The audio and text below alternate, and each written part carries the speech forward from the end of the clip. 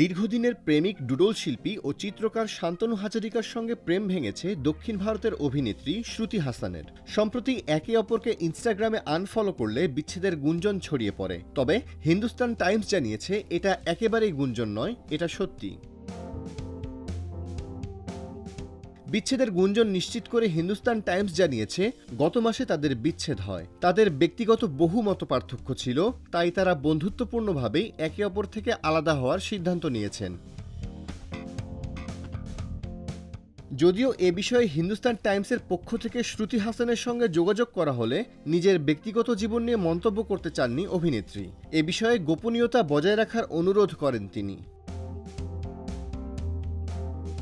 সূত্রের বরাত দিয়ে হিন্দুস্তান টাইমস আরও জানিয়েছে, প্রায় এক মাস ধরে আলাদা থাকছেন শ্রুতি ও হাজারিকা। তবে ইনস্টাগ্রামে একে অপরকে আনফলো করার পর থেকেই তাদের আলাদা হবার খবর ছড়িয়ে পড়ে। শ্রুতি তার প্রাক্তন প্রেমিকের সঙ্গে সমস্ত ছবিও মুছে ফেলেন।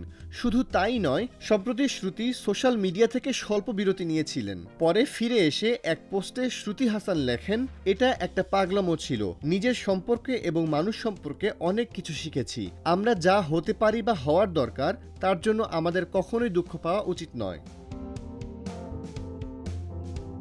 সোশ্যাল মিডিয়ার হাত ধরেই শ্রুতি হাসান ও শান্তনু হাজারিকার একে অপরের সঙ্গে যোগাযোগ শুরু হয়। এর আগে শ্রুতি জানিয়েছিলেন, তিনি নিজের লেখা একটি কবিতা ডুডল শিল্পী শান্তনুকে পাঠিয়েছিলেন। পরিবর্তে শান্তনু তার শৈল্পিক কাজকর্ম শ্রুতিকে পাঠান। তারপরই তাদের মধ্যে বন্ধুত্ব তৈরি হয়েছিল।